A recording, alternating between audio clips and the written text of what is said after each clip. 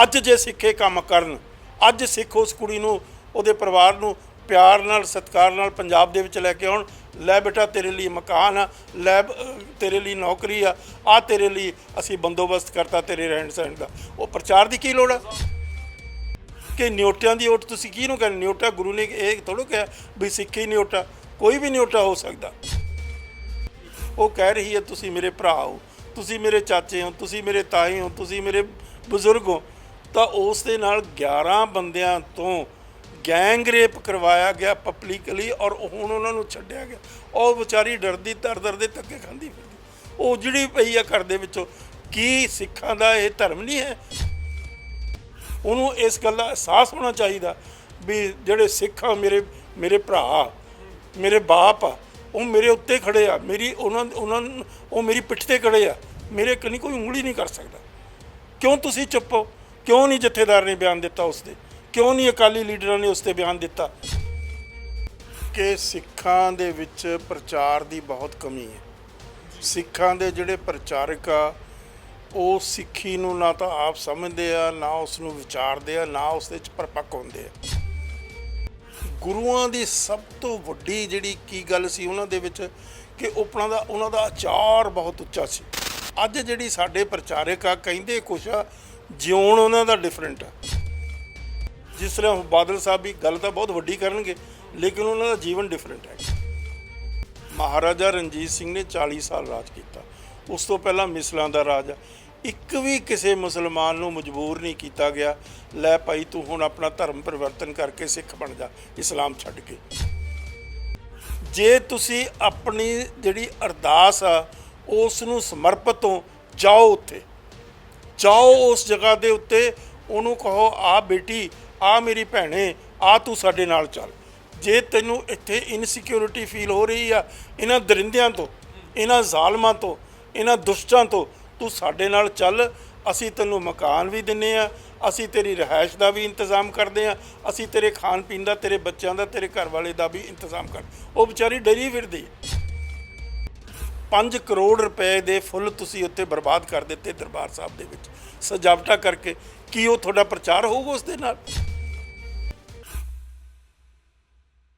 बेशक पंजाब च सियासी मसले बहुत ने, समाजिक मसले बहुत ने, पर इस दे नाल एक धार्मिक मसला भी खड़ा होंदा नज़र आ रहा, जिसका नतीजा भविख दे विच शायद बहुत ज़्यादा गंभीर होवेगा। वो मसला है धर्म परिवर्तन का। बेशक इस चलते हुए कई तरह के ਜਿਹੜੇ ਵਿਰੋਧ ਹੁੰਦੇ ਨਜ਼ਰ ਆਏ। ਅੱਜ ਤਰਨਤਾਰਨ ਦੇ ਵਿੱਚ ਜਿਸ ਤਰੀਕੇ ਦੇ ਨਾਲ ਚਰਚ ਦੇ ਵਿੱਚ ਮੂਰਤੀਆਂ ਤੋੜੀਆਂ ਗਈਆਂ, ਉਸ ਤੋਂ ਬਾਅਦ ਗਿਆਨੀ ਹਰਪ੍ਰੀਤ ਸਿੰਘ ਜਥੇਦਾਰ ਅਕਾਲ ਤਖਤ ਦੇ ਬਿਆਨ ਦੀ ਚਰਚਾ ਹੋ ਰਹੀ ਹੈ। ਤਾਂ ਬਹੁਤ ਸਾਰੀਆਂ ਅਜਿਹੀਆਂ ਚੀਜ਼ਾਂ ਨੇ ਜਿਹੜੀਆਂ ਕਿ ਇਸ਼ਾਰਾ ਕਰ ਰਹੀਆਂ ਨੇ ਕਿ ਪੰਜਾਬ ਦੇ ਹਾਲਾਤ ਤਾਂ ਗੰਭੀਰ ਤੇ ਨਾਜ਼ੁਕ ਹੋ ਰਹੇ ਨੇ, ਲੇਕਿਨ ਆਉਣ ਵਾਲਾ ਭਵਿੱਖ ਆ ਜਿਹੜਾ ਚਿੰਤਾਜਨਕ ਹੋਵੇਗਾ। ਸੋ ਇਹ ਸਾਰੀਆਂ ਮਸਲਿਆਂ ਤੇ ਸਾਰੀਆਂ ਗੱਲਾਂ ਤੇ ਗੱਲਬਾਤ ਕਰਨ ਲਈ, ਚਾਨਣਾ ਪਾਉਣ ਦੇ ਲਈ ਸਾਡੇ ਨਾਲ ਜੁੜੇ ਨੇ ਸਿੱਖ ਸਕਾਲਰ ਅਸੀਂ ਕਹਿ ਸਕਦੇ ਹਾਂ, ਬੁੱਧੀਜੀਵੀ ਕਹਿ ਸਕਦੇ ਹਾਂ, ਸਿਆਸੀ ਤੌਰ ਤੇ ਵਿਸ਼ਲੇਸ਼ਕ ਵੀ ਨੇ। ਸਰਦਾਰ ਗੁਰਦਰਸ਼ਨ ਢਿੱਲੋਂ ਨੇ ਮੇਰੇ ਨਾਲ। ਢਿੱਲੋਂ ਸਾਹਿਬ ਬਹੁਤ ਬਹੁਤ ਸਵਾਗਤ ਹੈ ਜੀ। ਮਿਹਰਬਾਨੀ ਜੀ। ਸਪੋਕਸਮੈਨ ਦੇ ਸਰੋਤਿਆਂ ਨੂੰ ਸਤਿਕਾਰ ਸਹਿਤ ਪਿਆਰ ਭਰੀ ਸਤਿ ਸ੍ਰੀ ਅਕਾਲ। ਢਿੱਲੋਂ ਸਾਹਿਬ, ਜੇ ਅਸੀਂ ਧਰਮ ਪਰਿਵਰਤਨ ਦਾ ਮਸਲੇ ਦੀ ਗੱਲ ਕਰੀਏ, ਆਉਣ ਵਾਲੇ ਭਵਿੱਖ ਆ ਜਿਹੜਾ ਕਾਫੀ ਉਹ ਚਿੰਤਾਜਨਕ ਲੱਗਦਾ ਹੈ ਕਿ ਪੰਜਾਬ ਦਾ ਕੀ ਬਣੂਗਾ ਧਾਰਮਿਕ ਪੱਖੋਂ, ਕਿਉਂਕਿ ਧਰਮ ਨਿਰਪੱਖਤਾ ਇੱਕ ਆਪਦੇ ਆਪ 'ਚ ਬੜੀ ਸੁੰਦਰਤਾ ਭਰੀ ਚੀਜ਼ ਹੈ। ਪਰ ਮੌਜੂਦਾ ਹਾਲਾਤ ਕੀ ਕਹਿੰਦੇ ਨੇ? ਜਿਸ ਤਰੀਕੇ ਨਾਲ ਧਰਮ ਪਰਿਵਰਤਨ ਹੋ ਰਿਹਾ, ਜਿਸ ਤਰੀਕੇ ਨਾਲ ਕਰਵਾਇਆ ਜਾ ਰਿਹਾ ਆ, ਕੀ ਲੱਗਦਾ ਹੈ ਇਹ ਸਾਰਾ ਕੁਛ ਕਿਵੇਂ ਹੋ ਰਿਹਾ? ਕੌਣ, ਕੀ ਕਾਰਨ ਹੈ? ਦੇਖੋ, ਇਹਦੇ ਕਾਰਨ ਕਈ ਆ ਕਿ ਸਿੱਖਾਂ ਦੇ ਵਿੱਚ ਪ੍ਰਚਾਰ ਦੀ ਬਹੁਤ ਕਮੀ ਹੈ। ਸਿੱਖਾਂ ਦੇ ਜਿਹੜੇ ਪ੍ਰਚਾਰਕ ਆ ਉਹ ਸਿੱਖੀ ਨੂੰ ਨਾ ਤਾਂ ਆਪ ਸਮਝਦੇ ਆ, ਨਾ ਉਸ ਨੂੰ ਵਿਚਾਰਦੇ ਆ, ਨਾ ਉਸ ਦੇ ਵਿੱਚ ਪਰਪੱਕ ਹੁੰਦੇ ਆ। ਸਭ ਤੋਂ ਵੱਡੀ ਗੱਲ ਹੁੰਦੀ ਆ ਜਿਹੜਾ ਪ੍ਰਚਾਰਕ ਆ ਉਹਦਾ ਕੀ ਕੈਰੈਕਟਰ ਹੈ। ਕੋਈ ਇਹ ਜ਼ਰੂਰੀ ਨਹੀਂ ਹੁੰਦਾ ਵੀ ਉਹ ਬਹੁਤ ਵੱਡਾ ਓਰੇਟਰ ਹੋਵੇ, ਬਹੁਤ ਵੱਡਾ ਉਹ ਸਪੀਕਰ ਹੋਵੇ, ਬਹੁਤ ਕਨਵਿੰਸਿੰਗ ਉਹਦੇ ਕੋਲ ਦਲੀਲ ਹੋਵੇ, ਲੇਕਿਨ ਉਹਦਾ ਆਪਣਾ ਕੈਰੈਕਟਰ ਬਹੁਤ ਉੱਚਾ ਚਾਹੀਦਾ। ਗੁਰੂਆਂ ਦੀ ਸਭ ਤੋਂ ਵੱਡੀ ਜਿਹੜੀ ਕੀ ਗੱਲ ਸੀ ਉਹਨਾਂ ਦੇ ਵਿੱਚ ਕਿ ਉਹਨਾਂ ਦਾ ਆਚਾਰ ਬਹੁਤ ਉੱਚਾ ਸੀ, ਕੈਰੈਕਟਰ ਬਹੁਤ ਉੱਚਾ ਸੀ। ਜੋ ਉਹ ਕਹਿੰਦੇ ਸੀ ਉਸੇ 'ਚ ਹੀ ਵਿਚਰਦੇ ਸੀਗੇ। ਅੱਜ ਜਿਹੜੀ ਸਾਡੇ ਪ੍ਰਚਾਰਕ ਆ ਕਹਿੰਦੇ ਕੁਛ ਆ, ਜਿਉਣ ਉਹਨਾਂ ਦਾ ਡਿਫਰੈਂਟ ਆ। ਇਸੇ ਕਰਕੇ ਲੋਕਾਂ 'ਤੇ ਉਹਨਾਂ ਦਾ ਪ੍ਰਭਾਵ ਨਹੀਂ ਪੈ ਰਿਹਾ। ਤੋ ਜ਼ਰੂਰਤ ਹੈ ਸਾਡੇ ਜਿਹੜੇ ਪ੍ਰਚਾਰਕ ਆ ਉਹਨਾਂ ਨੂੰ ਆਪਣੇ ਆਪ ਦਾ ਕਰੈਕਟਰ ਪਹਿਲਾਂ ਤਾਂ ਸੁਧਾਰਨਾ ਚਾਹੀਦਾ। ਉਹ ਆਪਣੇ ਕਰੈਕਟਰ ਦੇ ਜੋ ਕਹਿਣ ਉਸੇ ਉਹੀ ਉਹਨਾਂ ਦਾ ਜੀਵਨ ਹੋਣਾ ਚਾਹੀਦਾ। ਉਹ ਕਹਿੰਦੇ ਕੁਛ ਆ, ਕਰਦੇ ਮਤਲਬ ਉਹਨਾਂ ਦਾ ਜੀਵਨ ਡਿਫਰੈਂਟ ਹੈਗਾ, ਇਸ ਕਰਕੇ ਲੋਕਾਂ 'ਤੇ ਪ੍ਰਭਾਵ ਨਹੀਂ ਪੈਂਦਾ। ਤੋ ਅੱਜ ਜ਼ਰੂਰਤ ਆ ਸਾਡੇ ਜਿਹੜੇ ਪ੍ਰਚਾਰ ਕਰਨ ਵਾਲੇ ਹੈ ਸਿੱਖੀ ਦੇ ਸਿਧਾਂਤ ਨੂੰ, ਸਿੱਖੀ ਦਾ ਸਿਧਾਂਤ ਬਹੁਤ ਨਿਰੋਲ ਆ, ਬਹੁਤ ਵੱਡਾ ਸਿਧਾਂਤ ਆ, ਬਹੁਤ ਯੂਨੀਕ ਗੱਲ ਆ ਦੁਨੀਆ ਦੇ ਸਪਿਰਚੁਅਲ ਇਤਿਹਾਸ ਦੇ ਵਿੱਚ। ਪਹਿਲਾਂ ਤਾਂ ਉਸ ਨੂੰ ਸਮਝ ਕੇ ਬਾਅਦ ਦਲੀਲ ਉਹਨਾਂ ਦੇ ਵਿੱਚ ਗੱਲ ਕਰਨੀ ਚਾਹੀਦੀ ਆ, ਉਹਨਾਂ ਨੂੰ ਕਨਵਿੰਸ ਕਰਾਉਣਾ ਚਾਹੀਦਾ ਵੀ ਆਹ ਸਾਡਾ ਧਰਮ ਆ, ਇਸ ਦੇ ਵਿੱਚ ਇਕੁਐਲਿਟੀ ਆ, ਟੋਟਲ ਇਕੁਐਲਿਟੀ ਆ, ਕਿਸੇ ਕਿਸਮ ਦਾ ਕਿਸੇ ਨਾਲ ਕੋਈ ਪੱਖਪਾਤ ਨਹੀਂ, ਸਾਰਿਆਂ ਨੂੰ ਉਹੀ ਜਗ੍ਹਾ ਪ੍ਰਾਪਤ ਆ ਜਿਹੜੀ ਦੂਸਰਿਆਂ ਨੂੰ ਪ੍ਰਾਪਤ ਆ। ਤੋ ਇਸ ਕਰਕੇ ਜਿਹੜਾ ਇਸ ਕਿਸਮ ਦਾ ਊਚ ਨੀਚ ਜ਼ਾਤ ਪਾਤ ਉੱਪਰਾ ਹੇਠਾਂ ਵਾਲੀ ਗੱਲ ਇਹ ਬਿਲਕੁਲ ਨਹੀਂ ਹੈਗੀ। ਇਕੁਐਲਿਟੀ ਦਾ ਪ੍ਰਿੰਸੀਪਲ ਆ, ਸਰਬੱਤ ਦੇ ਭਲੇ ਦਾ ਪ੍ਰਿੰਸੀਪਲ ਆ, ਉਸ ਦੇ ਵਿੱਚ ਅਸੀਂ ਕਿਸੇ ਨਾਲ ਵਿਰੋਧ ਨਹੀਂ ਕਰਨਾ, ਨਾ ਸਾਡਾ ਕਿਸੇ ਧਰਮ ਦੇ ਨਾਲ ਵਿਰੋਧ ਆ, ਨਾ ਸਾਡਾ ਕਿਸੇ ਖਿੱਤੇ ਨਾਲ, ਨਾ ਕਿਸੇ ਲੋਕਾਂ ਦੇ ਨਾਲ। ਤੋ ਇਸ ਕਰਕੇ ਜ਼ਰੂਰਤ ਹੈ ਕਿ ਅਸੀਂ ਆਪਣੀ ਗੱਲ ਨੂੰ ਪ੍ਰਚਾਰੀਏ, ਔਰ ਆਪਣੀ ਗੱਲ ਨੂੰ ਪ੍ਰਚਾਰਨ ਦੇ ਨਾਲ ਜਿਹੜਾ ਪ੍ਰਚਾਰਕ ਆ ਉਹਦਾ ਆਪਣਾ ਜੀਵਨ ਵੀ ਬਹੁਤ ਉੱਚਾ ਚਾਹੀਦਾ। ਜਿਹੜੀ ਟ੍ਰੈਜਡੀ ਜਿਹੜੀ ਇੱਥੇ ਆਉਂਦੀ ਹੈ, ਕਿਉਂਕਿ ਜਿਹੜਾ ਪ੍ਰਚਾਰਕ ਹੈ ਉਹ ਗੱਲਾਂ ਤਾਂ ਬੜੀਆਂ ਕਰਦਾ, ਲੇਕਿਨ ਉਹਦਾ ਆਪਣਾ ਜੀਵਨ ਜਿਹੜਾ ਉਹ ਡਿਫਰੈਂਟ ਹੈਗਾ। ਜਿਸ ਤਰ੍ਹਾਂ ਬਾਦਲ ਸਾਹਿਬ ਵੀ ਗੱਲ ਤਾਂ ਬਹੁਤ ਵੱਡੀ ਕਰਨਗੇ, ਲੇਕਿਨ ਉਹਨਾਂ ਦਾ ਜੀਵਨ ਡਿਫਰੈਂਟ ਹੈਗਾ। ਇਸੇ ਕਰਕੇ ਉਹਨਾਂ ਦੀ ਗੱਲ ਦਾ ਪ੍ਰਭਾਵ ਨਹੀਂ ਪੈਂਦਾ। ਪ੍ਰਭਾਵ ਤਾਂ ਪਏਗਾ ਜੇ ਤੁਹਾਡਾ ਜੀਵਨ ਵੀ ਜਿਹੜੀ ਗੱਲ ਤੁਸੀਂ ਕਹਿ ਰਹੇ ਹੋ ਉਹਦੇ ਮੁਤਾਬਕ ਉੱਚਾ ਹੋਏਗਾ। ਕਥਨੀ ਕਰਨੀ ਜੇ ਜਿਹੜਾ ਬਰਾ ਇੱਕੋ ਕਥਨੀ ਕਰਨੀ ਇੱਕੋ ਚਾਹੀਦੀ ਹੈ। ਤੋ ਇਸ ਕਰਕੇ ਪਹਿਲਾਂ ਤਾਂ ਆਹ ਗੱਲ ਬਹੁਤ ਇੰਪੋਰਟੈਂਟ ਹੈਗੀ ਆ, ਜਿਸ ਦਾ ਬਹੁਤ ਬੜਾ ਪ੍ਰਭਾਵ ਲੋਕਾਂ 'ਤੇ ਪੈਂਦਾ। ਦੂਜੀ ਗੱਲ ਆ, ਆਪਣੇ ਪੁਆਇੰਟ ਆਫ ਵਿਊ ਨੂੰ ਤੁਸੀਂ ਦਲੀਲ ਨਾਲ ਉਸ ਨੂੰ ਦਿਓ, ਦਲੀਲ ਦੇ ਨਾਲ ਜਿਹੜਾ ਤੁਹਾਡੀ ਆਡੀਅנס ਆ ਉਹਨੂੰ ਕਨਵਿੰਸ ਕਰੋ, ਔਰ ਜਿਹੜੀ ਆਡੀਅנס ਆ ਉਹਨੂੰ ਕਨਵਿੰਸ ਕਰਕੇ। ਤੀਜੀ ਗੱਲ ਇਹ ਆ, ਜੇ ਜਿਹੜੀਆਂ ਇਸ ਕਿਸਮ ਦੀਆਂ ਗੱਲਾਂ, ਹੁਣ ਮੈਂ ਕਹਿਣਾ ਨਹੀਂ ਚਾਹੁੰਦਾ, ਆ ਜਿਹੜੇ ਈਸਾਈਆਂ ਦੀ ਇਸ ਕਿਸਮ ਦੇ ਇਕੱਠ ਹੁੰਦੇ ਆ, ਉਹ ਲੋਕਾਂ ਨੂੰ ਇਹ ਪ੍ਰਭਾਵ ਜਿਹਾ ਦਿੰਦੇ ਆ ਵੀ ਆਹ ਕਰਨ ਦੇ ਨਾਲ ਤੁਹਾਡੀਆਂ ਬਿਮਾਰੀਆਂ ਦੂਰ ਹੋ ਜਾਣਗੀਆਂ, ਆਹ ਕਰਨ ਦੇ ਨਾਲ ਤੁਹਾਡੇ ਦੁੱਖ ਦੂਰ ਹੋ ਜਾਣਗੇ। ਜੋ ਡੇਰੇ ਕਰਦੇ ਆ ਪੰਜਾਬ ਦੇ ਵਿੱਚ, ਉਸੇ ਕਿਸਮ ਦੀਆਂ ਹਰਕਤਾਂ ਜਿਹੜੀਆਂ ਇਹ ਕ੍ਰਿਸਚਨ ਜਿਹੜੇ ਲੋਕ ਆ ਕਰ ਰਹੇ ਆ ਉਹ ਬਾਰਡਰ ਏਰੀਆ ਦੇ ਵਿੱਚ, ਔਰ ਉਹ ਗਰੀਬਾਂ ਨੂੰ ਵਿਚਾਰਿਆਂ ਨੂੰ ਪ੍ਰਭਾਵਿਤ ਕਰਦੇ ਆ, ਗਰੀਬਾਂ ਨੂੰ ਪ੍ਰਭਾਵਿਤ ਕਰਕੇ ਆਪਣੇ ਨਾਲ ਜੋੜਨ ਦੀ ਕੋਸ਼ਿਸ਼ ਕਰਦੇ ਆ। ਗੱਲ ਅੱਗੇ ਬਾਤ ਜ਼ਰੂਰ ਤੋਰਾਂਗੇ, ਪਰ ਉਸ ਤੋਂ ਪਹਿਲਾਂ ਤਰਨਤਾਰਨ ਦੀ ਘਟਨਾ ਦਾ ਇੱਕ ਵਾਰ ਜ਼ਿਕਰ ਸ਼ੁਰੂ ਕਰ ਲਈਏ। ਤਰਨਤਾਰਨ ਦੀ ਘਟਨਾ ਨੂੰ ਕਿਵੇਂ ਦੇਖਦੇ ਹੋ? ਮੂਰਤੀਆਂ ਨੂੰ ਤੋੜ ਕੇ, ਬੇਸ਼ੱਕ ਅਸੀਂ ਕਹਿ ਦਈਏ ਕਿ ਆਸਥਾ ਸ਼ਰਧਾ ਦਾ ਇੱਕ ਮਸਲਾ ਹੁੰਦਾ ਆ, ਉਹਨਾਂ ਦਾ ਖੰਡਨ ਕਰਨ ਦੀ ਕੋਸ਼ਿਸ਼ ਹੈ, ਉਹਨਾਂ ਨੂੰ ਤੋੜਨ ਦੀ ਕੋਸ਼ਿਸ਼ ਹੈ, ਪਰ ਮੂਰਤੀਆਂ ਨੂੰ ਤੋੜਨਾ ਕਿੰਨਾ ਕੁ ਵਾਜਿਬ ਮੰਨਦੇ ਹੋ? ਕੀ ਲੱਗਦਾ ਹੈ ਵੀ ਇਹਦੇ ਨਾਲ ਜਿਹੜੀ ਆ ਪਰਿਵਰਤਨ ਦੀ ਸਿਸਟਮ ਜੋ ਚੱਲ ਰਿਹਾ ਉਹ ਖਤਮ ਹੋ ਜੂ? ਨਹੀਂ, ਦੇਖੋ ਇਹ ਚੀਜ਼ ਬੜੀ ਮੰਦਭਾਗੀ ਹੈ। ਕਿਸੇ ਦੀ ਆਸਥਾ ਦੇ ਉੱਤੇ ਇਸ ਤਰੀਕੇ ਨਾਲ ਅਟੈਕ ਕਰਨਾ ਸਿੱਖ ਧਰਮ ਇਜਾਜ਼ਤ ਨਹੀਂ ਦਿੰਦਾ। ਸਿੱਖ ਧਰਮ ਟੋਟਲੀ ਸਾਰੇ ਧਰਮਾਂ ਨੂੰ ਮਤਲਬ ਸਤਿਕਾਰ ਕਰਦਾ, ਔਰ ਸਾਰੇ ਲੋਕਾਂ ਦੇ ਵਿੱਚ ਕਿਸੇ ਕਿਸਮ ਦੀ ਪ੍ਰੋਜ਼ਿਲਿਟਾਈਜੇਸ਼ਨ ਸਿੱਖਾਂ ਵਿੱਚ ਹੈ ਹੀ ਨਹੀਂ। ਪ੍ਰੋਜ਼ਿਲਿਟਾਈਜੇਸ਼ਨ ਹੁੰਦੀ ਹੈ ਫੋਰਸੀਬਲ ਕਨਵਰਸ਼ਨ, ਜ਼ੋਰ ਨਾਲ, ਤਾਕਤ ਨਾਲ ਜਾਂ ਅਲਿਓਰਮੈਂਟ ਨਾਲ, ਲੈ ਵੀ ਤੈਨੂੰ ਨੌਕਰੀ ਦੇਵਾਂਗੇ ਤੂੰ ਸਿੱਖ ਬਣ ਜਾ। ਇਹ ਚੀਜ਼ ਮਹਾਰਾਜਾ ਰਣਜੀਤ ਸਿੰਘ ਨੇ 40 ਸਾਲ ਰਾਜ ਕੀਤਾ, ਉਸ ਤੋਂ ਪਹਿਲਾਂ ਮਿਸਲਾਂ ਦਾ ਰਾਜ ਆ। ਇੱਕ ਵੀ ਕਿਸੇ ਮੁਸਲਮਾਨ ਨੂੰ ਮਜਬੂਰ ਨਹੀਂ ਕੀਤਾ ਗਿਆ, ਲੈ ਭਾਈ ਤੂੰ ਹੁਣ ਆਪਣਾ ਧਰਮ ਪਰਿਵਰਤਨ ਕਰਕੇ ਸਿੱਖ ਬਣ ਜਾ, ਇਸਲਾਮ ਛੱਡ ਕੇ। ਨਾ ਕਿਸੇ ਹਿੰਦੂ ਨੂੰ ਮਜਬੂਰ ਕੀਤਾ ਗਿਆ। ਹਿੰਦੂਆਂ ਮੁਸਲਮਾਨਾਂ ਨੂੰ ਟੋਟਲ ਰਿਲੀਜੀਅਸ ਫਰੀडम ਦਿੱਤੀ ਗਈ। ਉਹਨਾਂ ਦੇ ਧਾਰਮਿਕ ਸਥਾਨਾਂ ਦੇ, ਉਹਨਾਂ ਦੇ ਧਾਰਮਿਕ ਗ੍ਰੰਥਾਂ ਦਾ ਉਨਾ ਹੀ ਸਤਿਕਾਰ ਕੀਤਾ ਗਿਆ ਜਿੰਨਾ ਬਣਦਾ ਸੀ। ਤੋ ਉਹਨਾਂ ਦੇ ਜਿੰਨੇ ਵੀ ਧਾਰਮਿਕ ਸਥਾਨ ਸੀ, ਉਹਨਾਂ ਨੂੰ ਜਿਸ ਤਰੀਕੇ ਦੇ ਨਾਲ ਸਿੱਖਾਂ ਦੇ ਧਾਰਮਿਕ ਸਥਾਨਾਂ ਨੂੰ ਬੜੀਆਂ ਬੜੀਆਂ ਗ੍ਰਾਂਟਸ ਦਿੱਤੀਆਂ ਗਈਆਂ, ਬੜੀਆਂ ਬੜੀਆਂ ਡੋਨੇਸ਼ਨਸ ਦਿੱਤੀਆਂ ਗਈਆਂ, ਇਸੇ ਤਰੀਕੇ ਨਾਲ ਹਿੰਦੂ ਮੰਦਰਾਂ ਨੂੰ ਦਿੱਤੀਆਂ ਗਈਆਂ। ਮੁਸਲਮਾਨਾਂ ਦੀਆਂ ਮਸਜਿਦਾਂ ਦੀ ਮੁਰੰਮਤਾਂ ਕਰਾਈ ਗਈਆਂ। ਸਮਝੇ ਸੁਨਹਿਰੀ ਮਸਜਿਦ ਸੀ ਇੱਕ ਲਾਹੌਰ ਦੇ ਵਿੱਚ, ਉਸ ਦੇ ਕੋਈ ਮੁਰੰਮਤ ਦੀ ਜ਼ਰੂਰਤ ਸੀ, ਮਹਾਰਾਜਾ ਰਣਜੀਤ ਸਿੰਘ ਨੇ ਸਰਕਾਰੀ ਖਰਚੇ ਦੇ ਉੱਤੇ ਉਹਦੀ ਮੁਰੰਮਤ ਕਰਾਈ। ਤਾਂ ਸਭ ਨੂੰ ਪੂਰਨ ਤੌਰ 'ਤੇ ਧਾਰਮਿਕ ਆਜ਼ਾਦੀ ਜੇ ਕਿਸੇ ਪੀਰੀਅਡ ਦੇ ਵਿੱਚ ਮਿਲੀ ਆ ਤਾਂ ਸਿੱਖ ਰਾਜ 'ਚ ਮਿਲੀ। ਔਰ ਉਹਦੇ ਵਿੱਚ ਵੀ ਦੇਖੋ ਮਹਾਰਾਜਾ ਰਣਜੀਤ ਸਿੰਘ ਦੀ ਕਿੰਨੀ ਗ੍ਰੇਟਨੈਸ ਸੀ। ਉਹਨੇ ਕਦੇ ਨਹੀਂ ਕਿਹਾ ਵੀ ਮੈਂ ਮਹਾਰਾਜਾ ਹਾਂ, ਉਹਨੇ ਕਿਹਾ ਸਰਕਾਰ ਇਹ ਖਾਲਸਾ ਹੈ। ਕਿੱਡੀ ਵੱਡੀ ਗੱਲ ਹੈ। ਔਰ ਹੁਣ BBC ਨੇ ਤੁਹਾਨੂੰ ਪਤਾ 5000 ਇਤਿਹਾਸਕਾਰ ਅਪਾਇੰਟ ਕਰਕੇ ਇਹ ਐਸਟੈਬਲਿਸ਼ ਕੀਤਾ ਕਿ ਦੁਨੀਆ 'ਚ ਸਭ ਤੋਂ ਬਿਹਤਰੀਨ ਰਾਜ ਮਹਾਰਾਜਾ ਰਣਜੀਤ ਸਿੰਘ ਦਾ ਸਿੱਖ ਰਾਜ ਹੋਇਆ। ਸਿੱਖਾਂ ਦੀ ਬਹੁਤ ਵੱਡੀਆਂ ਉੱਚੀਆਂ ਕਦਰਾਂ ਕੀਮਤਾਂ ਸਿੱਖੀ ਦੀਆਂ। ਔਰ ਉਹਨਾਂ ਸਿੱਖੀ ਦੀਆਂ ਉੱਚੀਆਂ ਕਦਰਾਂ ਕੀਮਤਾਂ ਨੂੰ ਮੱਦੇਨਜ਼ਰ ਰੱਖ ਕੇ ਉਸ ਵੇਲੇ ਰਾਜ ਕੀਤਾ ਗਿਆ। ਉਹ ਸਿੱਖ ਰਾਜ ਸੀ, ਪਿਓਰ ਸਿੱਖ ਰਾਜ ਸੀ, ਮਿਸਲਾਂ ਦਾ। ਇਸੇ ਤਰੀਕੇ ਨਾਲ ਮਹਾਰਾਜਾ ਰਣਜੀਤ ਸਿੰਘ ਦਾ, ਜਿਹਦੇ 'ਚ ਕਿਸੇ ਦੀ ਪ੍ਰਸੀਕਿਊਸ਼ਨ ਨਹੀਂ ਕੀਤੀ ਗਈ, ਕਿਸੇ ਤੋਂ ਦੁਸ਼ਮਣੀ ਨਹੀਂ ਲਿੱਤੀ ਗਈ। ਬਦਲਾ ਲਫ਼ਜ਼ ਨਹੀਂ ਹੈ ਗੁਰੂ ਗ੍ਰੰਥ ਸਾਹਿਬ ਦੇ ਵਿੱਚ, ਬਿਲਕੁਲ ਨਹੀਂ ਹੈ ਬਦਲਾ ਲਫ਼ਜ਼, ਉਹ ਲਫ਼ਜ਼ ਹੀ ਨਹੀਂ ਐਗਜ਼ਿਸਟ ਕਰਦਾ। ਹਾਲਾਂਕਿ ਸਿੱਖਾਂ ਦੇ ਸਿਰਾਂ ਦੇ ਉੱਤੇ ਮੁੱਲ ਰੱਖੇ ਗਏ, ਸਮਝੇ ਕਿ ਨਹੀਂ, ਫਰਮਾਨ ਜਾਰੀ ਕੀਤੇ ਮੁਗਲ ਸਲਤਨਤਾਂ ਨੇ ਕਿ ਸਿੱਖਾਂ ਦਾ ਸਿਰਾਂ ਦੇ ਉੱਤੇ ਮੁੱਲ ਹੋਊ, ਸਿੱਖਾਂ ਦੇ ਕੇਸਾਂ ਦੇ ਉੱਤੇ ਮੁੱਲ ਹੋਊ, ਸਿੱਖਾਂ ਨੂੰ ਜੋ ਮਾਰੇਗਾ ਉਹਨੂੰ ਇਨਾਮ ਦਿੱਤਾ ਜਾਏਗਾ। ਪਰ ਜਦੋਂ ਸਿੱਖਾਂ ਦਾ ਰਾਜ ਹੋਇਆ, ਉਹਨਾਂ ਨੇ ਕਿਹਾ ਨਹੀਂ, ਅਸੀਂ ਕੋਈ ਬਦਲਾ ਕਿਸੇ ਤੋਂ ਲੈਣਾ ਨਹੀਂ, ਕਿਉਂਕਿ ਸਾਡਾ ਗੁਰੂ ਗ੍ਰੰਥ ਸਾਹਿਬ ਇਸ ਗੱਲ ਦੀ ਇਜਾਜ਼ਤ ਨਹੀਂ ਦਿੰਦਾ। ਕਦਰਾਂ ਕੀਮਤਾਂ ਨੇ ਸਿੱਖ ਰਾਜ ਦੀ ਤੁਸੀਂ ਗੱਲ ਕੀਤੀ, ਜਿਸ ਤਰੀਕੇ ਨਾਲ ਸਭ ਤੋਂ ਬਿਹਤਰੀਨ ਰਾਜ ਸਿੱਖ ਰਾਜ ਰਿਹਾ, ਉਹ ਕਦਰਾਂ ਕੀਮਤਾਂ ਦੀ ਗੱਲ ਕਰਦੇ, ਉਹ ਕਰੈਕਟਰ ਦੀ ਗੱਲ ਕਰਦੇ, ਕਿਰਦਾਰ ਦੀ ਗੱਲ ਕਰਦੇ ਆ। ਅੱਜ ਕਮਜ਼ੋਰ ਕਿਉਂ ਹੋ ਗਏ? ਅੱਜ ਉਹ ਕਦਰਾਂ ਕੀਮਤਾਂ ਕਿਉਂ ਗਵਾ ਚੁੱਕੇ? ਅੱਜ ਕਮਜ਼ੋਰ ਇਸ ਕਰਕੇ ਹੋ ਗਏ ਕਿ ਸਿੱਖਾਂ ਦੇ ਜਿਹੜੇ ਲੀਡਰ ਹੈ, ਉਹ ਬਹੁਤ ਉਹਨਾਂ ਦਾ ਕਰੈਕਟਰ ਗਿਰ ਗਿਆ। ਉਹ ਆਪਣੀ ਜ਼ਾਤ ਲਈ, ਆਪਣੇ ਪਰਿਵਾਰ ਲਈ, ਆਪਣੇ ਪੈਸੇ ਲਈ, ਆਪਣੇ ਸਰਮਾਏ ਲਈ ਹੀ ਕਨਫਾਈਨਡ ਆ।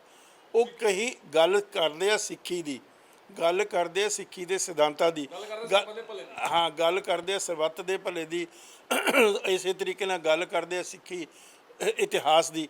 ਲੇਕਿਨ ਉਹਨਾਂ ਦਾ ਆਪਣਾ ਜੀਵਨ ਆ ਬਿਲਕੁਲ ਉਸ ਦੇ ਉਲਟਾ, ਬਿਲਕੁਲ ਉਸ ਦੇ ਉਲਟਾ।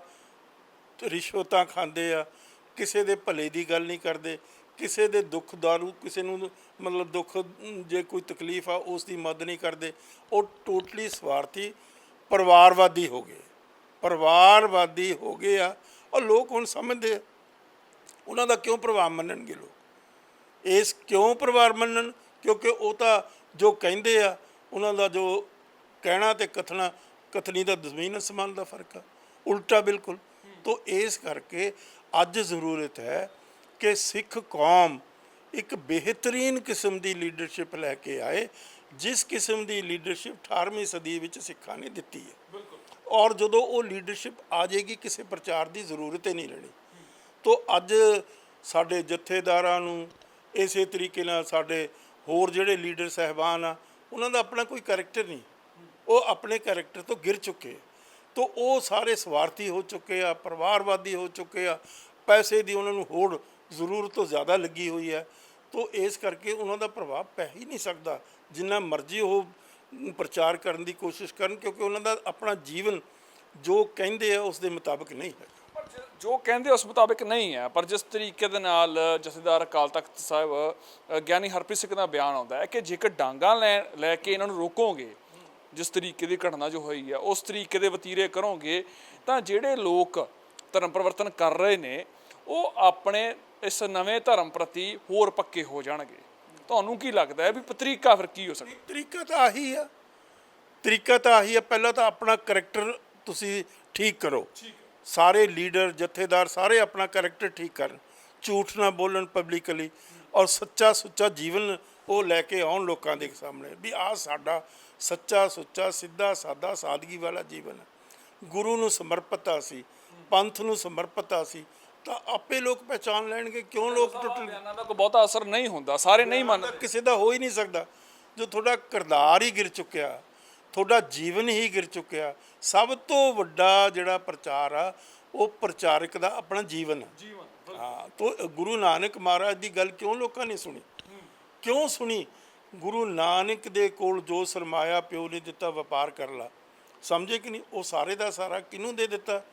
ਭੁੱਖੇ ਨੰਗੇ ਤੇ ਹਾਏ, ਔਰ ਜਿਨ੍ਹਾਂ ਦੇ ਕੋਲ ਕੋਈ ਸ਼ੈਲਟਰ ਨਹੀਂ ਸੀ। ਕੀ ਕਹਿੰਦਾ ਮਤਲਬ ਦੇਖੋ ਸਿੱਖੀ ਕੀ ਕਹਿੰਦੀ ਹੈ? ਨਿਓਟਿਆਂ ਦੀ ਓਟ, ਨਿਆਸਰਿਆਂ ਦਾ ਆਸਰਾ। ਇਹ ਅਸੀਂ ਅਰਦਾਸ ਕਰਦੇ ਹਾਂ। ਮੈਂ ਅੱਜ ਤੁਹਾਡੇ ਰਾਹੀਂ ਤੁਹਾਡੇ ਸਰੋਤਿਆਂ ਨੂੰ ਦੱਸਣਾ ਚਾਹੁੰਦਾ ਕਿ ਉਹ ਪ੍ਰਭਾਵ ਪਾਉਣ ਸਿੱਖ ਲੀਡਰਾਂ ਦੇ ਉੱਤੇ। ਹੁਣ ਜਿਹੜੀ ਆ ਗੁਜਰਾਤ ਦੇ ਵਿੱਚ ਕਿ ਬਿਲਕਿਸ ਬਾਨੋ, ਉਹਦੇ ਨਾਲ ਕਿਤਨਾ ਅਤਿਆਚਾਰ ਹੋਇਆ, ਕਿਤਨਾ ਜ਼ੁਲਮ ਹੋਇਆ, ਕਿਤਨੀ ਉਸ ਦੇ ਨਾਲ ਅਨਿਆਏ ਹੋਇਆ, ਜਿਸ ਨੂੰ ਸੁਣ ਕੇ ਤੁਹਾਡੀ ਆਤਮਾ ਕੰਬਦੀ ਆ ਔਰ ਤੁਹਾਨੂੰ ਨੀਂਦ ਨਹੀਂ ਆਉਂਦੀ, ਤੁਹਾਨੂੰ ਪਰੇਸ਼ਾਨੀ ਹੋ ਜਾਂਦੀ ਹੈ। ਜੇ ਸਿੱਖ ਸਹੀ ਮਾਇਨਿਆਂ ਵਿੱਚ ਸਿੱਖ ਹੈਗੇ ਆ ਅੱਜ, ਔਰ ਉਹ ਗੁਰੂ ਨੂੰ ਸਮਰਪਿਤ ਆ ਔਰ ਅਰਦਾਸ ਨੂੰ ਸਮਰਪਿਤ ਆ। ਅਰਦਾਸ ਕਹਿਣ ਦੇ ਨਾਲ ਹੈ ਥੋੜ੍ਹਾ ਵੀ ਮੈਂ ਅਰਦਾਸ ਕਰਤੀ ਨਿਓਟਿਆਂ ਦੀ ਓਟ ਨੇ ਆਸਰਿਆਂ ਦਾ ਆਸਰਾ। ਉਹ ਇਹ ਸਿੱਖ ਤਾਂ ਫਿਰ ਜੇ ਨਿਓਟਾ ਉਹ ਤਾਂ ਵਿਚਾਰੀ ਨਿਓਟੀ ਆ ਉੱਥੇ ਬੈਠੀ ਆ ਗੁਜਰਾਤ ਦੇ ਵਿੱਚ। ਜੇ ਤੁਸੀਂ ਆਪਣੀ ਜਿਹੜੀ ਅਰਦਾਸ ਆ ਉਸ ਨੂੰ ਸਮਰਪਿਤ ਹੋ ਜਾਓ, ਉੱਥੇ ਜਾਓ ਉਸ ਜਗ੍ਹਾ ਦੇ ਉੱਤੇ ਉਹਨੂੰ ਕਹੋ ਆ ਬੇਟੀ ਆ ਮੇਰੀ ਭੈਣੇ ਆ ਤੂੰ ਸਾਡੇ ਨਾਲ ਚੱਲ। ਜੇ ਤੈਨੂੰ ਇੱਥੇ ਇਨਸਿਕਿਉਰਿਟੀ ਫੀਲ ਹੋ ਰਹੀ ਆ ਇਹਨਾਂ ਦਰਿੰਦਿਆਂ ਤੋਂ, ਇਹਨਾਂ ਜ਼ਾਲਮਾਂ ਤੋਂ, ਇਹਨਾਂ ਦੁਸ਼ਟਾਂ ਤੋਂ, ਤੂੰ ਸਾਡੇ ਨਾਲ ਚੱਲ। ਅਸੀਂ ਤੈਨੂੰ ਮਕਾਨ ਵੀ ਦਿੰਦੇ ਹਾਂ, ਅਸੀਂ ਤੇਰੀ ਰਿਹਾਇਸ਼ ਦਾ ਵੀ ਇੰਤਜ਼ਾਮ ਕਰਦੇ ਹਾਂ, ਅਸੀਂ ਤੇਰੇ ਖਾਣ ਪੀਣ ਦਾ, ਤੇਰੇ ਬੱਚਿਆਂ ਦਾ, ਤੇਰੇ ਘਰ ਵਾਲੇ ਦਾ ਵੀ ਇੰਤਜ਼ਾਮ ਕਰ। ਉਹ ਵਿਚਾਰੀ ਡਰੀ ਫਿਰਦੀ। 11 ਦਰਿੰਦੇ ਜਿਹੜੇ ਛੱਡੇ ਗਏ ਇਹ ਮੋਦੀ ਦੀ ਸਰਕਾਰ ਵੱਲੋਂ, ਉੱਥੇ ਬੀਜੇਪੀ ਦੀ ਸਰਕਾਰ ਵੱਲੋਂ, ਉਹ ਬਹੁਤ ਬੜਾ ਕਲੰਕ ਹੈ, ਬਹੁਤ ਬੜਾ ਇਨਸਾਨੀਅਤ ਦੀ ਜਿਹੜੀ ਮੋਰੈਲਿਟੀ ਆ ਉਸ ਦੇ ਉੱਤੇ ਇੱਕ ਬਹੁਤ ਬੜਾ ਧੱਬਾ। ਔਰ ਫਿਰ ਕਹਿ ਰਹੇ ਆ ਅਸੀਂ 4 ਬ੍ਰਾਹਮਣ। ਉਹ ਲਾਨਤ ਆ ਤੁਹਾਡੇ ਬ੍ਰਾਹਮਣ ਹੋਣ 'ਤੇ। ਜੇ ਤੁਹਾਡੀ ਬ੍ਰਾਹਮਣਿਜ਼ਮ ਨੇ ਆਹੀ ਤੁਹਾਨੂੰ ਸਿਖਾਇਆ। ਉਸ ਦੀ ਇੱਕ ਬੱਚੀ 3 ਸਾਲ ਦੀ ਮਾਰਤੀ, ਉਹਦੇ ਮੂੰਹ ਦੇ ਉੱਤੇ 11 ਉਸ ਦੇ ਮਤਲਬ ਸਾਕ ਸੰਬੰਧੀ ਮਾਰ ਦਿੱਤੇ ਤੁਸੀਂ। ਉਹਦੇ ਮੂੰਹ ਦੇ ਉੱਤੇ ਮਤਲਬ ਤੁਸੀਂ ਕੀ ਕਹਿੰਦੇ ਹੁਣ ਬੂਟ ਰੱਖ ਕੇ, ਲੱਤ ਰੱਖ ਕੇ ਉਹਦੀ ਆਵਾਜ਼ ਬੰਦ ਕਰ ਦਿੱਤੀ। ਉਹ ਕਹਿ ਰਹੀ ਹੈ ਤੁਸੀਂ ਮੇਰੇ ਭਰਾ ਹੋ, ਤੁਸੀਂ ਮੇਰੇ ਚਾਚੇ ਹੋ, ਤੁਸੀਂ ਮੇਰੇ ਤਾਏ ਹੋ, ਤੁਸੀਂ ਮੇਰੇ ਬਜ਼ੁਰਗ ਹੋ। ਤਾਂ ਉਸ ਦੇ ਨਾਲ 11 ਬੰਦਿਆਂ ਤੋਂ ਗੈਂਗ ਰੇਪ ਕਰਵਾਇਆ ਗਿਆ ਪਬਲਿਕਲੀ ਔਰ ਹੁਣ ਉਹਨਾਂ ਨੂੰ ਛੱਡਿਆ ਗਿਆ। ਉਹ ਵਿਚਾਰੀ ਡਰਦੀ ਦਰ ਦੇ ਧੱਕੇ ਖਾਂਦੀ ਫਿਰਦੀ, ਉਹ ਜਿਹੜੀ ਪਈ ਆ ਘਰ ਦੇ ਵਿੱਚੋਂ। ਕੀ ਸਿੱਖਾਂ ਦਾ ਇਹ ਧਰਮ ਨਹੀਂ ਹੈ ਕਿ ਨਿਓਟਿਆਂ ਦੀ ਓਟ? ਤੁਸੀਂ ਕਿਹਨੂੰ ਕਹਿੰਦੇ ਨਿਓਟਾ? ਗੁਰੂ ਨੇ ਇਹ ਥੋੜ੍ਹਾ ਕਿਹਾ ਵੀ ਸਿੱਖ ਹੀ ਨਿਓਟਾ, ਕੋਈ ਵੀ ਨਿਓਟਾ ਹੋ ਸਕਦਾ। ਅੱਜ ਜੇ ਸਿੱਖ ਇਹ ਕੰਮ ਕਰਨ, ਮੈਂ ਕਹਿੰਦਾ ਕਿਸੇ ਪ੍ਰਚਾਰ ਦੀ ਜ਼ਰੂਰਤ ਹੀ ਨਹੀਂ। ਅੱਜ ਸਿੱਖ ਉਸ ਕੁੜੀ ਨੂੰ, ਉਹਦੇ ਪਰਿਵਾਰ ਨੂੰ ਪਿਆਰ ਨਾਲ, ਸਤਿਕਾਰ ਨਾਲ ਪੰਜਾਬ ਦੇ ਵਿੱਚ ਲੈ ਕੇ ਆਉਣ। ਲੈ ਬੇਟਾ ਤੇਰੇ ਲਈ ਮਕਾਨ ਆ, ਲੈ ਤੇਰੇ ਲਈ ਨੌਕਰੀ ਆ, ਆ ਤੇਰੇ ਲਈ ਅਸੀਂ ਬੰਦੋਬਸਤ ਕਰਤਾ ਤੇਰੇ ਰਹਿਣ ਸਹਿਣ ਦਾ। ਉਹ ਪ੍ਰਚਾਰ ਦੀ ਕੀ ਲੋੜ ਆ? ਇਹਦੇ ਨਾਲ ਇੱਕ ਸਵਾਲ ਜੁੜ ਗਿਆ, ਤੁਸੀਂ ਕਿਹਾ ਆਸਰਾ ਦੇਣ ਦੀ, ਨੇੜੇ ਨਾ ਆਸ ਨਿਓ, ਬਿਲਕੁਲ ਜਿਹਨਾਂ ਹਾਂ ਬਿਲਕੁਲ ਬਿਲਕੁਲ ਇਹ ਕਿਰਦਾਰ ਹੈ, ਇਹ ਸਿੱਖਾਂ ਦਾ ਕਿਰਦਾਰ ਹੈ। ਇਹ ਅਸੀਂ ਕਹਿ ਅਰਦਾਸ ਹੈ ਠੀਕ ਹੈ। ਬਲ ਦੇ ਗੁਰੂ, ਸਾਨੂੰ ਤਾਕਤ ਦੇ ਗੁਰੂ, ਸਾਨੂੰ ਸ਼ਕਤੀ ਦੇ ਗੁਰੂ ਕਿ ਅਸੀਂ ਨਿਓਟਿਆਂ ਦੇ ਓਟ ਬਣ ਸਕੀਏ, ਨਿਆਸਰਿਆਂ ਦੇ ਆਸਰੇ ਬਣ ਸਕੀਏ। ਉਹਦੇ 'ਚ ਨਿਓਟਾ ਡਿਫਾਈਨ ਨਹੀਂ ਕੀਤਾ ਵੀ ਨਿਓਟਾ ਸਿੱਖ ਹੀ ਹੋਊਗਾ, ਕੋਈ ਵੀ ਹੋ ਸਕਦਾ ਨਿਓਟਾ, ਨਿਆਸਰਾ ਕੋਈ ਵੀ ਹੋ ਸਕਦਾ। ਉਹ ਜੇ ਸਿੱਖ ਜਿਹੜੇ ਇਹ ਅਰਦਾਸ ਬਣਾਉਣ ਵਾਲੇ ਆ, ਉਹ ਮਤਲਬ ਇਸ ਤਰੀਕੇ ਦੇ ਕਮਿਊਨਲ ਉਹਦਾ ਆਊਟਲੁੱਕ ਹੁੰਦਾ। ਉਹ ਸਿੱਖ ਕਹਿੰਦੇ ਨਿਓਟੇ ਸਿੱਖ ਦਾ ਆਸਰਾ ਨਹੀਂ, ਨਿਓਟਾ ਕੋਈ ਵੀ ਹੋ ਸਕਦਾ, ਨਿਆਸਰਾ ਕੋਈ ਵੀ। ਖਾਲਸੇ ਦਾ ਧਰਮ ਹੈ ਕਿ ਨਿਓਟਿਆਂ ਦਾ ਆਸਰਾ ਬਣੇ, ਨਿਆਸਰਿਆਂ ਨੂੰ ਸਹਾਰਾ ਦੇਵੇ। ਤੋ ਇਸ ਕਰਕੇ ਅੱਜ ਜ਼ਰੂਰਤ ਹੈ ਇਸ ਮੁਲਕ ਦੇ ਵਿੱਚ ਕਿਤਨਾ ਜ਼ੁਲਮ ਸਿਤਮ ਹੋ ਰਿਹਾ। ਉਸ ਪ੍ਰਚਾਰ ਦੀ ਤੁਹਾਨੂੰ ਲੋੜ ਹੀ ਨਹੀਂ। ਤੁਹਾਡੇ ਜਿਹੜੇ ਐਕਸ਼ਨ ਆ, ਤੁਹਾਡਾ ਜਿਹੜਾ ਕਰਤੱਵ ਹੈ, ਤੁਹਾਡਾ ਜਿਹੜਾ ਕਰੈਕਟਰ ਹੈ, ਉਹ ਹੀ ਕਾਫੀ ਆ। ਕਿਉਂ ਨਹੀਂ ਤੁਸੀਂ ਇਹ ਕੰਮ ਕਰਦੇ? 5 ਕਰੋੜ ਰੁਪਏ ਦੇ ਫੁੱਲ ਤੁਸੀਂ ਉੱਤੇ ਬਰਬਾਦ ਕਰ ਦਿੱਤੇ ਦਰਬਾਰ ਸਾਹਿਬ ਦੇ ਵਿੱਚ ਸਜਾਵਟਾਂ ਕਰਕੇ। ਕੀ ਉਹ ਤੁਹਾਡਾ ਪ੍ਰਚਾਰ ਹੋਊਗਾ ਉਸ ਦੇ ਨਾਲ?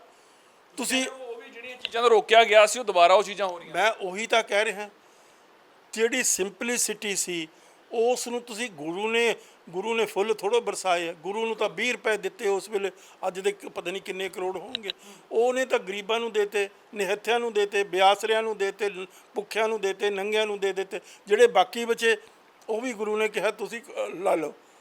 ਤੇ ਜੇ ਗੁਰੂ ਵਪਾਰ ਕਰਨਾ ਚਾਹੁੰਦਾ ਹੁੰਦਾ ਤਾਂ 20 ਦੇ 40, 40 ਦੇ 60, 60 ਦੇ 100 ਬਣਾ ਲੈਂਦਾ। ਸ਼ੌਕਤ ਦੀ ਗੱਲ ਹੈ, ਜਿਸ ਤਰੀਕੇ ਦੇ ਨਾਲ ਸਿੱਖਾਂ ਨੂੰ ਕਿਹਾ ਜਾਂਦਾ ਹੈ ਕਿ ਸ਼ਾਨੋ ਸ਼ੌਕਤ ਵੀ ਬਹੁਤ ਆ। ਰਾਜ, ਤੁਸੀਂ ਖਾਲਸਾ ਰਾਜ ਦੀ ਗੱਲ ਕੀਤੀ, ਪਰ ਜਿਹੜੀ ਉਹ ਚੀਜ਼ ਹੈ, ਤੁਸੀਂ ਐਕਸ਼ਨ ਦੀ ਗੱਲ ਕੀਤੀ, ਕੀ ਐਕਸ਼ਨ ਸਿਰਫ ਲੰਗਰਾਂ ਤੱਕ ਸੀਮਤ ਰਹਿ ਗਿਆ? ਕੀ ਸਿਰਫ ਜਿਸ ਤਰੀਕੇ ਨਾਲ ਤੁਸੀਂ ਕਿਹਾ ਹੈ ਕਿ ਵਪਾਰ ਵੀ ਕੀਤਾ ਜਾ ਸਕਦਾ ਸੀ, ਪਰ ਜਿਹੜੇ ਬੇਸਹਾਰਾ ਸੀ, ਜਿਹੜੇ ਭੁੱਖੇ ਸੀ, ਉਹਨਾਂ ਨੂੰ ਲੰਗਰ ਛਕਾਇਆ ਗਿਆ? ਕੀ ਉਦੋਂ ਤੱਕ ਐਕਸ਼ਨ ਰਹਿ ਚੁੱਕੇ ਨੇ ਸਿਰਫ ਕਿ ਅੱਗੋਂ ਗਾਂਹ ਵੀ? ਹੁਣ ਦੇਖੋ, ਹੁਣ ਤੁਸੀਂ ਦੇਖੋ, ਜਿਹੜਾ ਸਿੱਖਾਂ ਦਾ ਵਰਡ ਵੀ ਉਹ ਪਿਆਰ, ਲਵ। ਬਿਲਕੁਲ ਪਿਆਰ ਦੇ ਨਾਲ ਤੁਸੀਂ ਦੁਨੀਆ ਨੂੰ ਜਿੱਤ ਸਕਦੇ ਹੋ।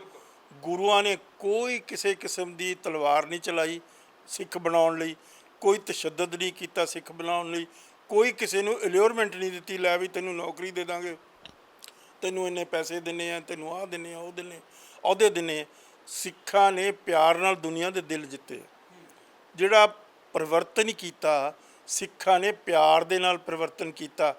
ਔਰ ਉਹਦੇ ਵਿੱਚ ਵੀ ਛੋਟੀਆਂ ਜਾਤਾਂ, ਕਮਜ਼ੋਰ ਲੋਕਾਂ ਨੂੰ ਆਪਣੇ ਸੀਨਿਆਂ ਨਾਲ ਲਾਇਆ, ਉਹਨਾਂ ਦੀ ਪ੍ਰੋਟੈਕਸ਼ਨ ਕੀਤੀ ਆ, ਉਹਨਾਂ ਨੂੰ ਬਰਾਬਰਤਾ ਦਾ ਅਹਿਸਾਸ ਕਰਾਇਆ। ਸਮਝੇ ਕਿ ਨਹੀਂ? ਰਿੰਗਰੇਟੇ ਗੁਰੂ ਕੇ ਬੇਟੇ। ਜਿਹੜਾ ਕਿੱਡੀ ਵੱਡੀ ਗੱਲ ਗੁਰੂ ਨੇ ਕਹੀ ਆ ਉਸ ਵੇਲੇ 350 ਸਾਲ ਪਹਿਲਾਂ ਤੋਂ ਅੱਜ ਜ਼ਰੂਰਤ। ਔਰ ਉਹਦੇ ਵਿੱਚ ਮੈਂ ਤੁਹਾਨੂੰ ਹੋਰ ਵੀ ਦੱਸਣਾ ਚਾਹੁੰਦਾ, ਇੱਕ ਨਾਸ਼ ਡਾਕਟਰਿਨ ਇੰਟਰੋਡਿਊਸ ਕੀਤਾ ਗੁਰੂਆਂ ਨੇ, ਗੁਰੂ ਗੋਬਿੰਦ ਸਿੰਘ ਮਹਾਰਾਜ ਨੇ ਜਦੋਂ ਖਾਲਸੇ ਦੀ ਸਿਰਜਣਾ ਕੀਤੀ। ਕੀ ਨਾਸ਼ ਡਾਕਟਰਿਨ ਆ? ਵੀ ਜਦੋਂ ਤੂੰ ਖਾਲਸਾ ਬਣ ਗਿਆ ਤੇਰਾ ਪਿਛਲਾ ਕੋਈ ਧਰਮ ਨਹੀਂ, ਤੇਰੀ ਕੋਈ ਜ਼ਾਤ ਨਹੀਂ। ਮਹਾਰਾਜ ਨੇ ਕਿਹਾ ਉਹ ਸਾਰੇ ਹੰਕਾਰ ਖਤਮ ਹੋ ਗਏ, ਨਾਸ਼ ਕਰ ਦਿਓ ਉਹਨਾਂ ਦਾ। ਨਾਸ਼ ਡਾਕਟਰਿਨ ਉਹਨੂੰ ਕਹਿੰਦੇ ਇਤਿਹਾਸ ਦੇ ਵਿੱਚ, ਸਮਝੇ ਕਿ ਨਹੀਂ? ਜੇ ਕੋਈ ਬੰਦਾ ਵੀ ਮੈਂ ਤਾਂ ਜੀ ਬੜਾ ਖਾਨਦਾਨੀ ਆ, ਉਹ ਕਹਿੰਦਾ ਸਾਰੇ ਖਾਨਦਾਨ ਖਤਮ ਹੋ ਗਏ, ਤੇਰਾ ਚੰਗੀ ਤਰ੍ਹਾਂ ਗਈ ਨਹੀਂ ਹਜੇ ਤੱਕ, ਕਿਤੇ ਨਾ ਕਿਤੇ ਹਜੇ ਵੀ ਵਾਸ ਕਰਦੀ। ਗਈ ਤਾਂ ਹੈ, ਜਿਹੜੇ 3 ਕਰੋੜ ਕਿੱਥੋਂ ਸਿੱਖ ਬਣ ਗਏ? ਗਈ ਹੈ ਤਾਂ ਹੀ ਸਿੱਖ ਬਣੇ ਆ ਮਹਾਰਾਜ। ਪਰ ਕਿਤੇ ਨਾ ਕਿਤੇ ਹਜੇ ਵੀ ਵਾਸ ਕਰਦੀਆਂ ਨੇ ਚੀਜ਼ਾਂ। ਨਹੀਂ, ਉਹ ਤਾਂ ਜੇ ਕਰਦੀਆਂ ਤਾਂ ਹੀ ਤਾਂ ਇਹ ਕਨਵਰਸ਼ਨ ਹੋ ਰਹੀ ਦੂਜੇ ਪਾਸੇ ਨੂੰ। ਤੁਸੀਂ ਕਿਉਂ ਪਿੰਡਾਂ ਦੇ ਵਿੱਚ ਆਹ ਰਾਮਗੜੀਆਂ ਦਾ ਗੁਰਦੁਆਰਾ, ਆਹ ਜੱਟਾਂ ਦਾ ਗੁਰਦੁਆਰਾ, ਗੁਰੂ ਦਾ ਗੁਰਦੁਆਰਾ ਕਿਹੜਾ ਭਾਈ? ਆਹ ਰਾਮਦਾਸੀਆਂ ਦਾ, ਆਹ ਮਜ਼੍ਹਬੀ ਸਿੰਘਾਂ ਦਾ। ਉਹ ਤੁਹਾਡਾ, ਤੁਸੀਂ ਮਜ਼੍ਹਬੀ ਸਿੰਘਾਂ ਦਾ ਗੁਰਦੁਆਰਾ ਨਹੀਂ ਹੋ ਸਕਦਾ, ਗੁਰੂ ਦਾ ਹੀ ਗੁਰਦੁਆਰਾ, ਲੰਗਰ ਗੁਰੂ ਦਾ ਹੀ ਹੈ। ਤੋ ਇਸ ਕਿਸਮ ਦੇ ਛੋਟੇਪਨ ਤੋਂ ਜੱਟਾਂ ਦਾ ਕਾਹਦਾ ਗੁਰਦੁਆਰਾ? ਜੱਟ ਕੌਣ? ਮਤਲਬ ਗੁਰੂ ਦਾ ਗੁਰਦੁਆਰਾ ਹੋ, ਗੁਰੂ ਦਾ ਹੀ ਲੰਗਰ ਹੋਊਗਾ। ਇਹ ਨਹੀਂ ਹੋਊਗਾ ਵੀ ਆਹ ਰਾਮਦਾਸੀਆਂ ਦਾ ਗੁਰਦੁਆਰਾ ਜੀ, ਇਹਦਾ ਰਾਮਦਾਸੀਆਂ ਦਾ ਲੰਗਰ ਆ ਜੀ, ਆਹ ਰਾਮਗੜੀਆਂ ਦਾ ਗੁਰਦੁਆਰਾ ਰਾਮਗੜੀ। ਇਹ ਕਿਹੜੀ ਗੱਲ ਆ? ਤੁਸੀਂ ਕਿੱਧਰ ਨੂੰ ਚੱਲ ਪਏ?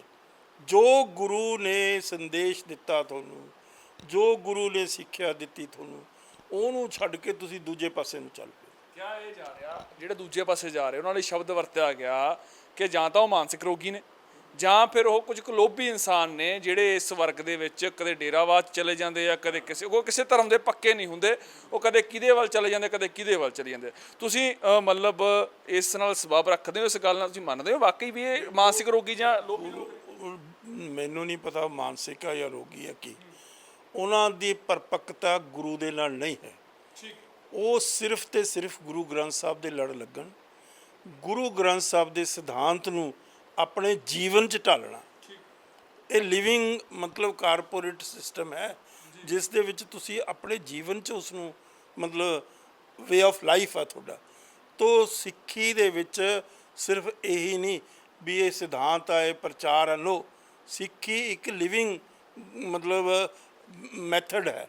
ਉਸ ਸਿਧਾਂਤ ਨੂੰ ਆਪਣੇ ਜੀਵਨ 'ਚ ਢਾਲ ਕੇ ਦੁਨੀਆ ਦੇ ਵਿੱਚ ਤੁਸੀਂ ਦਿਖਾਉਣਾ ਕਿ ਸਿੱਖ ਦਾ ਕੀ ਕਰੈਕਟਰ ਹੈ। ਸਿੱਖ ਇਮਾਨਦਾਰ ਆ, ਸਿੱਖ ਕਿਸੇ ਨਾਲ ਧੋਖਾ ਨਹੀਂ ਕਰਦਾ, ਸਿੱਖ ਰਿਸ਼ਵਤ ਨਹੀਂ ਲੈਂਦਾ, ਸਿੱਖ ਮਿਲਾਵਟ ਨਹੀਂ ਕਰਦਾ। ਨਾਂ ਰੱਖ ਲਿਆ ਆਪਣੀ ਡਾਇਰੀ ਦਾ ਨਾਨਕ ਡਾਇਰੀ ਜਾਂ ਗੁਰੂ ਗੋਬਿੰਦ ਸਿੰਘ ਡਾਇਰੀ, ਵਿੱਚ ਮਿਲਾਵਟ ਦੁੱਧ ਦੇ ਵੀ ਆ, ਮੱਖਣ ਦੇ ਵੀ ਆ, ਦਹੀਂ ਦੇ ਵੀ ਆ, ਘਿਓ ਦੇ ਵਿੱਚ ਵੀ।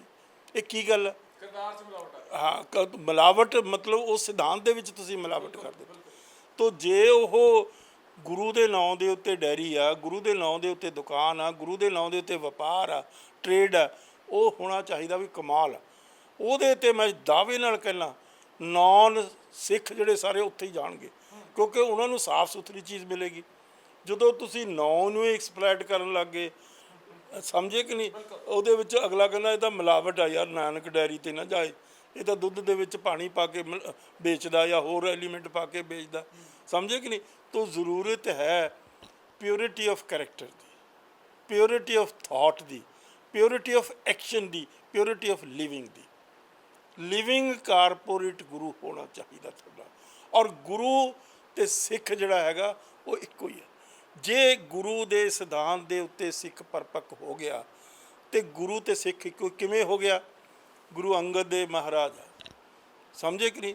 ਉਹ ਕੌਣ ਆ? ਇੱਕ ਸਧਾਰਨ ਸਿੱਖ ਆ, ਲੈਣਾ ਜੀ ਸਧਾਰਨ ਸਿੱਖ ਆ। ਉਹ ਜਦੋਂ ਗੁਰੂ ਨਾਨਕ ਮਹਾਰਾਜ ਦੇ ਕੰਟੈਕਟ ਵਿੱਚ ਆ ਗਏ ਤਾਂ ਮਹਾਰਾਜ ਨੇ ਉਹਦਾ ਨਾਂ ਕੀ ਰੱਖਿਆ? ਅੰਗਦ ਰੱਖਤਾ। ਲੈਣਾ ਖਤਮ ਹੋ ਗਿਆ, ਉਹ ਗੁਰੂ ਦਾ ਅੰਗ ਬਣ ਗਿਆ। ਗੁਰੂ ਦਾ ਅੰਗ ਤੇ ਫੇਰ ਕੀ ਹੋਇਆ? ਉਹ ਗੁਰੂ ਬਣ ਗਿਆ, ਸਿੱਖ ਗੁਰੂ ਬਣ ਗਿਆ, ਸਧਾਰਨ ਸਿੱਖ ਗੁਰੂ ਬਣ ਗਿਆ। ਔਰ ਜਿਹੜਾ ਗੁਰੂ ਆ ਉਹ ਰੱਬ ਤੇ ਗੁਰੂ ਤੇ ਸਿੱਖ ਇੱਕ ਹੋ ਗਏ। ਤੋ ਜਿਹੜਾ ਲੈਣਾ ਜੀ ਆ ਉਹ ਕਿਸ ਤਰੀਕੇ ਦੇ ਨਾਲ ਗੁਰੂ ਬਣੇ? ਕਿਹੜੀ ਉਹਨਾਂ ਦੇ ਵਿੱਚ ਕਰਾਮਾਤ ਆਈ? ਕਰਾਮਾਤ ਆਈ ਚੰਗੇ ਜੀਵਨ ਦੀ, ਚੰਗੇ ਸਿਧਾਂਤ ਦੀ, ਇਮਾਨਦਾਰੀ ਦੀ, ਸਮਝੇ ਕਿ ਨਹੀਂ? ਔਰ ਉਸ ਸਿਧਾਂਤ ਨੇ ਉਹਨਾਂ ਦੇ ਜੀਵਨ ਦੇ ਵਿੱਚ ਇੱਕ ਪਰਿਵਰਤਨ ਲਿਆਂਦਾ। ਉਹ ਵੀ ਜਾਂਦੇ ਸੀ ਦੇਵੀ ਦੇਵਤਿਆਂ ਦੇ ਕੋਲ, ਦੇਵੀ ਉਹ ਇਹੋ ਜਿਹੀਆਂ ਚੀਜ਼ਾਂ ਜਿਹੜੀਆਂ ਰਿਚੁਅਲਸ ਉਹ ਮੰਨਦੇ ਸੀ, ਪਰ ਜਦੋਂ ਗੁਰੂ ਦੇ ਸੰਪਰਕ 'ਚ ਆ ਗਏ ਉਹ ਪਿਛੋਕੜ ਛੱਡ ਕੇ ਇੱਕ ਨਵਾਂ ਜੀਵਨ ਜਾਚ ਆ ਗਈ। ਔਰ ਉਹ ਜਿਹੜੀ ਜੀਵਨ ਜਾਚ ਹੈ ਉਹ ਗੁਰੂ ਦੇ ਸਿਧਾਂਤ, ਗੁਰੂ ਦੇ ਲੜ ਲੱਗ ਗਏ। ਗੁਰੂ ਦੇ ਲੜ ਲੱਗ ਕੇ ਉਹ ਨਾਨਕ ਬਣ ਗਏ ਦੂਜੇ। ਕਿੱਡੀ ਵੱਡੀ ਗੱਲ ਆ। ਸਿੱਖ ਸਿਰਫ ਤੇ ਸਿਰਫ ਦੁਨੀਆ ਦੇ ਵਿੱਚ ਇੱਕ ਸਿੱਖੀ ਆ ਜਿਹਦੇ ਕੋਲੇ ਪੋਟੈਂਸ਼ੀਅਲ ਹੈ ਕਿ ਇੱਕ ਸਧਾਰਨ ਸਿੱਖ ਗੁਰੂ ਬਣ ਸਕਦਾ ਔਰ ਗੁਰੂ ਰੱਬ ਬਣ ਸਕਦਾ। ਹੋਰ ਕਿਸੇ ਦੂਸਰੇ ਦੁਨੀਆ ਦੇ ਧਰਮ ਦੇ ਵਿੱਚ ਜਿਹੜਾ ਡਿਸਾਈਪਲ ਹੈ, ਫਾਲੋਅਰ ਹੈ, ਉਸ ਦੇ ਕੋਲ ਕੋਈ ਪੋਟੈਂਸ਼ੀਅਲ ਨਹੀਂ ਹੈ ਕਿ ਉਹ ਪ੍ਰੋਫਿਟ ਬਣ ਜੇ। ਮਤਲਬ ਗੁਰੂ ਪ੍ਰੋਫਿਟ ਹੈ, ਸਮਝੇ ਕਿ ਨਹੀਂ। ਤੋ ਇਸ ਕਰਕੇ ਗੁਰੂ ਨੇ ਤਾਂ ਸਾਰਾ ਕੁਝ ਦੇਤਾ। ਗੁਰੂ ਨੇ ਸਾਰਾ ਕੁਝ ਜੋ ਉਸ ਦੇ ਕੋਲ ਸੀ ਪੰਥ ਨੂੰ ਮਤਲਬ ਸਮਰਪਿਤ ਕਰ ਦਿੱਤਾ। ਆਖਰੀ ਸਵਾਲ ਹੈ ਇੱਥੇ, ਸਿੱਖਾਂ ਦੀ ਗੱਲ ਸਰਬਤ ਦੇ ਭਲੇ ਨਾਲ ਹੁੰਦੀ ਹੈ, ਸਿੱਖਾਂ ਦੀ ਗੱਲ ਸਾਂਝੀਵਾਲਤਾ ਦੀ ਹੁੰਦੀ ਹੈ। ਕਿਸੇ ਦਾ ਖੰਡਨ ਜੇ ਕਰਨਾ ਹੈ ਤਾਂ ਮਾੜੀਆਂ ਚੀਜ਼ਾਂ ਦਾ ਕਰਨਾ ਹੈ, ਧਰਮ ਨਾਲ ਲੜਾਈ ਨਹੀਂ ਹੈ। ਤੁਸੀਂ ਜਿਸ ਤਰੀਕੇ ਨੇ ਕਿਹਾ ਬਦਲੇ ਦੀ ਭਾਵਨਾ ਨਹੀਂ ਹੈ। ਅੱਜ ਨਫ਼ਰਤ ਦਾ ਬੀਜ ਸਿੱਖਾਂ 'ਚ ਬੀਜਿਆ ਗਿਆ। ਅੱਜ ਸਿੱਖ ਕਿਤੇ ਨਾ ਕਿਤੇ ਇਹ ਚੀਜ਼ਾਂ ਨੂੰ, ਖਾਸ ਤੌਰ ਤੇ ਧਰਮ ਪਰਿਵਰਤਨ ਵਾਲੇ ਮਸਲੇ ਤੇ ਡਾਂਗ ਦਾ ਜ਼ੋਰ ਦਿਖਾਉਣਾ ਚਾਹੁੰਦੇ, ਨਫ਼ਰਤ ਦਾ ਜ਼ੋਰ ਦਿਖਾਉਣਾ ਚਾਹੁੰਦੇ ਆ। ਇਹ ਹੱਲ ਕਿਵੇਂ ਹੋ ਜਾਊਗਾ? ਤੇ ਵੱਡੀ ਗੱਲ ਹੈ ਕਿ ਬੀਜ ਬੀਜਿਆ ਕਿਵੇਂ ਗਿਆ? ਦੇਖੋ, ਇਹ ਤਾਂ ਹੁਣ ਕਰੈਕਟਰ ਹੀ ਸਾਡੇ ਲੀਡਰਾਂ ਦਾ ਗਿਰ ਗਿਆ। ਲੀਡਰਾਂ ਦਾ ਬਹੁਤ ਜ਼ਿੰਮੇਵਾਰੀ ਹੁੰਦੀ ਲੀਡਰ ਦੀ ਆਪਣੇ ਫਾਲੋਅਰਸ ਦੀ ਤਰਫ, ਕਿ ਉਹ ਇੱਕ ਆਪਣੇ ਫਾਰਮਰ ਲਈ ਜਿਹੜੇ ਉਹਦੇ ਫਾਲੋਅਰਸ ਆ ਉਹਨਾਂ ਲਈ ਇੱਕ ਰੋਲ ਮਾਡਲ ਹੋਵੇ। ਸਮਝੇ ਕਿ ਨਹੀਂ। ਤਾਂ ਜਦੋਂ ਸਾਡੇ ਲੀਡਰ ਰੋਲ ਮਾਡਲ ਰਹੇ ਹੀ ਨਹੀਂ, ਉਹ ਤਾਂ ਕੀ ਬਣ ਗਏ? ਬੇਈਮਾਨ ਬਣ ਗਏ, ਕਰਪਟ ਬਣ ਗਏ, ਝੂਠੇ ਬਣ ਗਏ, ਰਿਸ਼ਵਤਖੋਰ ਬਣ ਗਏ। ਜੀਵਨ ਉਹਨਾਂ ਦਾ ਕੁਝ ਹੋਰ ਆ, ਕਹਿਣੀ ਕੁਝ ਹੋਰ ਆ। ਤੋ ਉਸ ਦੇ ਨਾਲ ਫਿਰ ਸਿੱਖ ਆਪੇ ਹੀ ਵਿਚਾਰੇ ਗੁੰਮਰਾਹ ਹੋ ਗਏ। ਜਿਹੜਾ ਲੀਡਰ ਹੁੰਦਾ ਉਹ ਮੈਸੇਂਜਰ ਹੁੰਦਾ। ਜੋ ਵੀ ਕਿਸੇ ਵੀ ਧਰਮ ਦੇ ਵਿੱਚ, ਕਿਸੇ ਵੀ ਸਿਸਟਮ ਦੇ ਵਿੱਚ ਜੋ ਗੱਲ ਕਹੀ ਗਈ ਉਹਨੇ ਪਾਸ ਆਨ ਕਰਨੀ ਹੈ ਦੂਸਰੇ ਲੋਕਾਂ ਨੂੰ। ਤੋ ਅੱਜ ਜਿਹੜੇ ਸਾਡੇ ਰਹਿਨੁਮਾ ਹਨ, ਜਿਹੜੇ ਸਾਡੇ ਲੀਡਰ ਹੈ, ਉਹਨਾਂ ਦਾ ਆਪਣਾ ਜੀਵਨ ਹੀ ਬਹੁਤ ਨੀਚੇ ਪੱਧਰ ਤੇ ਜਾ ਚੁੱਕਿਆ। ਸਮਝੇ ਕਿ ਨਹੀਂ। ਤੋ ਹੁਣ ਉਹ ਜਿਹੜੀ ਆਪਣੇ ਆਪ ਨੂੰ ਤੁਸੀਂ ਉਸ ਤੋਂ ਨਿਕਲ ਕੇ ਆਓ। ਸਿੱਖੀ ਵਿੱਚ ਬਹੁਤ ਬੜਾ ਪੋਟੈਂਸ਼ੀਅਲ ਹੈ। ਸਿੱਖੀ ਵਿੱਚ ਬਹੁਤ ਕੁਝ ਹੈ ਜਿਹੜਾ ਤੁਹਾਨੂੰ ਦੇ ਸਕਦੀ ਆ, ਤੁਹਾਨੂੰ ਇੱਕ ਐਸੀਆਂ ਚੀਜ਼ਾਂ ਦੇ ਸਕਦੀ ਆ ਜਿਹੜੀਆਂ ਤੁਸੀਂ ਕਦੇ ਇਮੇਜਿਨ ਹੀ ਨਹੀਂ ਕੀਤੀ।